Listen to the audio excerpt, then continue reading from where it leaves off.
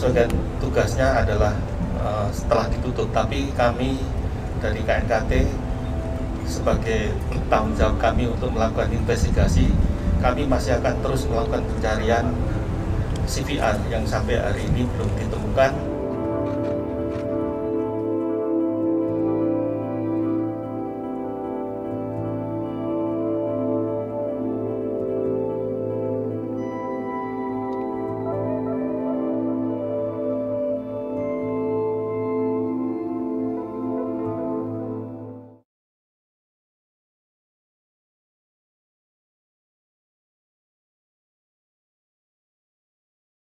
We turn next tonight to news in the investigation after the deadly riots at the Capitol. Tonight, the FBI now increasing the reward for information about the suspect after those pipe bombs were found in D.C. the day of the siege. And tonight, also news of an arrest in the case of that officer crushed in that doorway. Even as the arrests of those involved in the Capitol insurrection mount, one key suspect remains elusive. The person who planted those 2 pipe bombs at the nearby Democratic and Republican headquarters. Tonight, the FBI and ATF increasing the reward to $75,000 for any information about who's responsible. But as the hunt for the bomber continues, we're learning chilling details about other suspects arrested. Go home! Including authorities say this man, seen crushing D.C. police officer Daniel Hodges in that doorway. Patrick Makahe of Connecticut, remaining in custody after being arrested following a tip to the FBI from a childhood friend.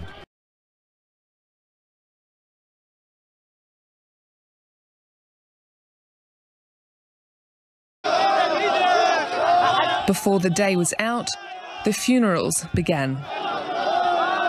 More than 30 will take place across Baghdad after the biggest suicide attack in 3 years. The victims were storeholders and shoppers who happened to be in Tahrir Square's crowded market. These kinds of suicide attacks were once common in Baghdad, but have been rare since Daesh was driven out in 2017. The Daesh bombers blew themselves up amid heightened political tension over the date of this year's elections and a severe economic crisis. The Prime Minister convened an emergency meeting with the heads of intelligence, ordering security forces to be on high alert and to chase down the terrorist cells connected to the attackers.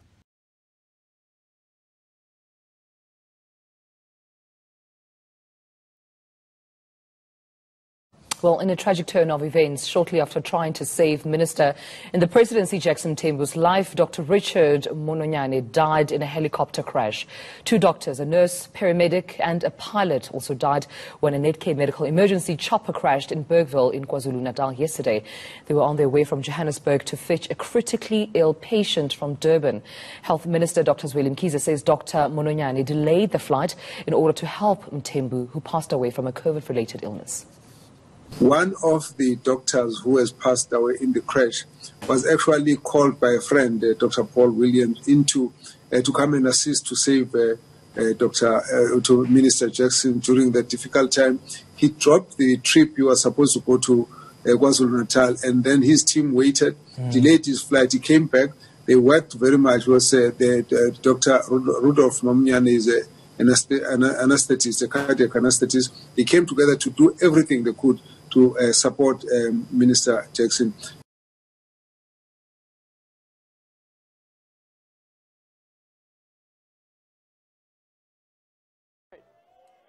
Elon Musk is offering a $100 million prize for the best technology to scrub carbon dioxide out of the atmosphere. The Tesla founder announced the move on Twitter, saying full details would come next week. Capturing planet-warming carbon emissions is becoming a critical part of plans to keep climate change in check. But little progress has been made on the technology so far, with efforts focused on cutting emissions instead. There's no shortage of ideas on how to capture and store carbon though. In Iceland, they've tried taking CO2 out of the air and turning it into rock stored far below the ground. Swiss scientists have tried storing captured carbon in layers of impermeable clay deep under a mountain. In 2019, US startup Hypergiant Industries said it had designed a bioreactor that uses algae to capture and process carbon dioxide.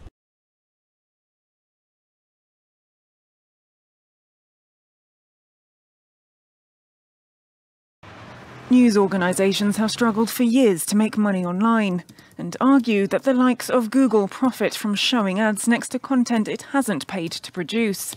For the first time in Europe, and after 2 years of negotiations, Google has agreed to pay an alliance of French print media for showing snippets of articles in internet searches.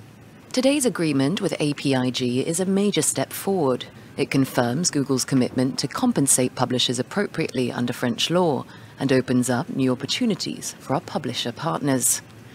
But that comes after Google had initially refused to comply with EU legislation on paying publishers, even threatening to remove the snippets from search results rather than pay. A French court ruled last year that it would have to reach an agreement with news outlets. Google first signed individual agreements with French household names including Le Monde and Le Figaro.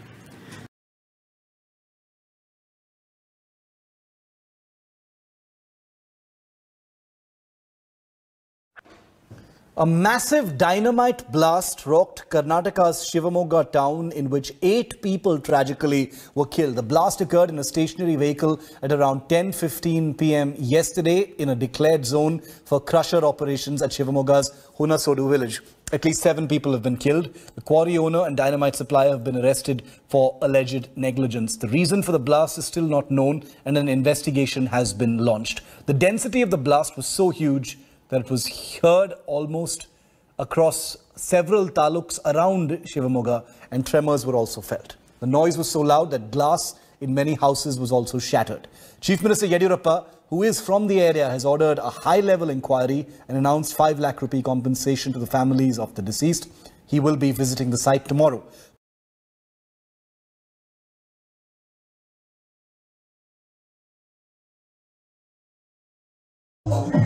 You should be doing this, should you? Huh? Images like these have become all too familiar during lockdown. Now the government has had enough. There is still a small minority who refuse to do the right thing. And to them, my message is clear. If you don't follow these rules, then the police will enforce them. Police officers are now moving more quickly to handing out fines when they encounter breaches. And they have my absolute backing in doing so. South Yorkshire Police issued 127 fixed penalty notices last week, 92 of which were for indoor gatherings. Police here in London issued almost £40,000 worth of fines in the space of 2 days in just 2 boroughs last weekend.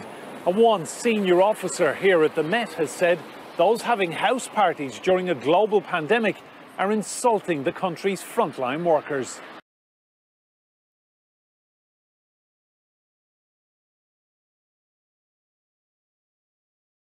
Let me be very clear. Things are going to continue to get worse before they get better. On President Joe Biden's first full day in office, a singular focus: the fight against the pandemic. We will get through this. We will defeat this pandemic. The Biden administration unveiled a raft of executive actions designed to centralize the federal response and bolster its effectiveness. To a nation waiting for action, let me be the clearest on this point. Help is on the way. One that includes new uses of the Defense Production Act to surge supplies, development of advanced therapeutics, data collection, and the establishment of a pandemic testing board, as well as new actions to extend masking requirements during interstate travel on trains, planes, and buses, and a key symbolic focus: reestablishing trust in the federal government.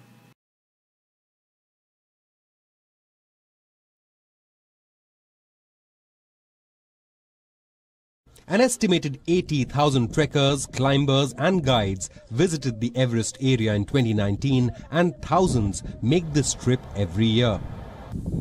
They carry their gear, food and all necessary provisions with them. And some of that has been left on the slopes of this iconic mountain. Now, the Sagarmatha Next Center, a visitors' information center and waste-up cycling facility, is starting an initiative to clean up Everest and turn the trash into art.